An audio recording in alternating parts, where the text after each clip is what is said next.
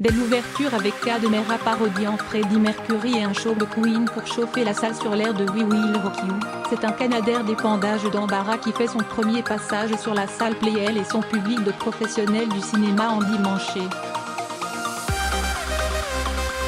La soirée ne fait que commencer, Mera a la bouche sèche du mec qui prend conscience qu'il va falloir tenir plusieurs heures en direct et que ce n'était sans doute pas une bonne idée d'accepter le challenge.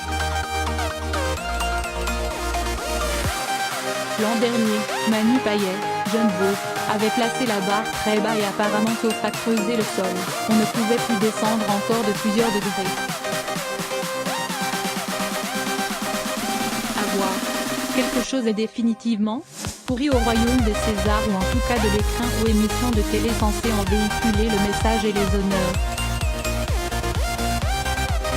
À l'époque où Canal+ était à la fois reine de la télé insolente et grande financière en chef du cinéma français, le média diffuseur apportait un savoir-faire sinon plus maîtrisé du moins mieux réglé dans le rapport d'adhésion et d'ironie au rituel d'une cérémonie qui n'en finit pas de mesurer sa médiocrité constitutive avec son modèle américain, les Oscars.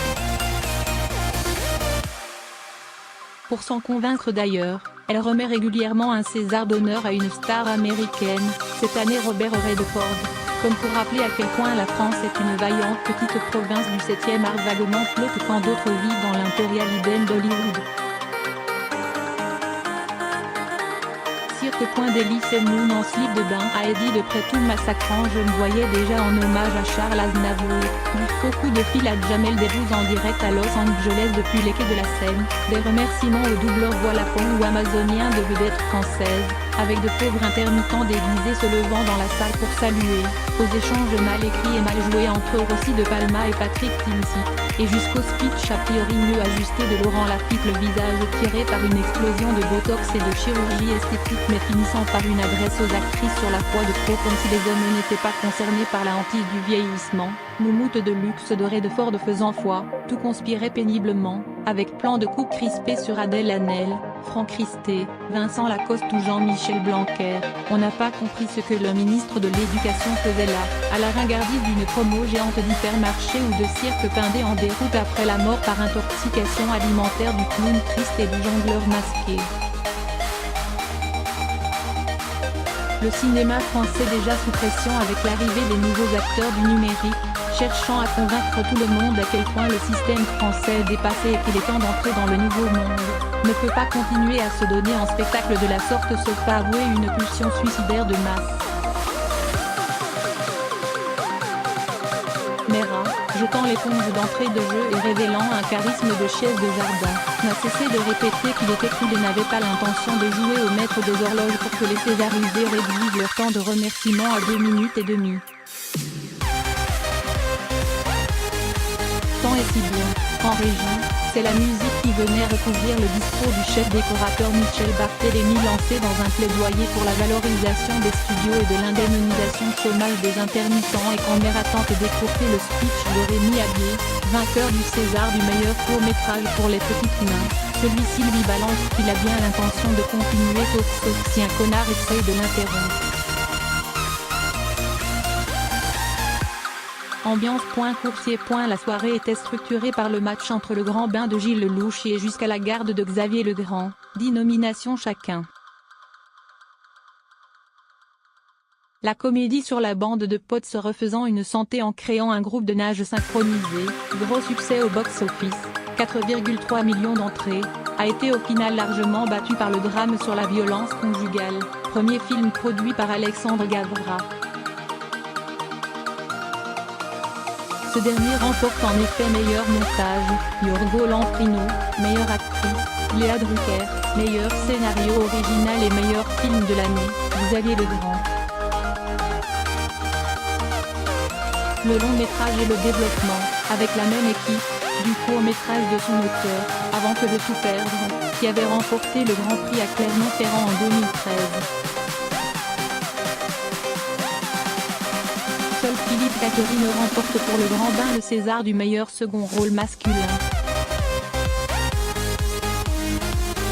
Autre vainqueur de la soirée et autre baptême de l'air et du feu, Scheherazade de Jean-Bernard Marlin a décroché le César du meilleur premier film et ses deux comédiens principaux, dénichés à Marseille au terme d'un long casting sauvage. Kenza Portas et Dylan Robert remportent les Césars du meilleur espoir féminin et masculin. Le doublon Jusqu'à la garde, lequel concourait aussi dans la catégorie premier film, et Scheherazade marque un plébiscite des votants de l'Académie pour les nouveaux venus et une certaine gravité thématique puisqu'aussi bien la galère des ados marseillais de Marlin que l'implosion conjugale de Legrand résonne avec l'actualité, qu'il s'agisse du versant de la relégation sociale à l'heure de la compétitivité pour tous ou du décompte des femmes tombant sous les coups de leur mari. Le vibrant discours de Léa Drucker invitant à réfléchir sur la portée de certains mots banals mais déjà porteurs de violence, une allusion à peine voilée à la Ligue du LOL, tranchée avec un Guillaume Gallienne sculptant sa différence enflammée au vinaigre dont ne sait quelle aigreur estimant qu'en tant que mâle blanc hétéro, il valait mieux qu'il s'abstienne de vannes. Le César du meilleur comédien pour Alex Lutz pour son propre film, où il interprète un chanteur à succès vieillissant décalqué d'un Claude François non électrocuté dans la force de l'âge, prix Vincent Lacoste de la statuette après une année en majesté où il a enchaîné les prestations brillantes. En remportant le César du meilleur réalisateur pour Les Frères Sisters, western anglophone qui lui a été commandé par l'acteur John C. Reilly et qui fut tourné en Roumanie en lieu et place du Grand Ouest américain, Jacques Audiard conforte sa place de parrain indéboulonnable du cinéma français, devenu l'objet de blagues récurrentes sur la taille de l'armoire à récompense qu'il lui faut élargir à chaque film pour y ranger Palme d'or, Lion d'argent, Globe de cristal et César à la tonne.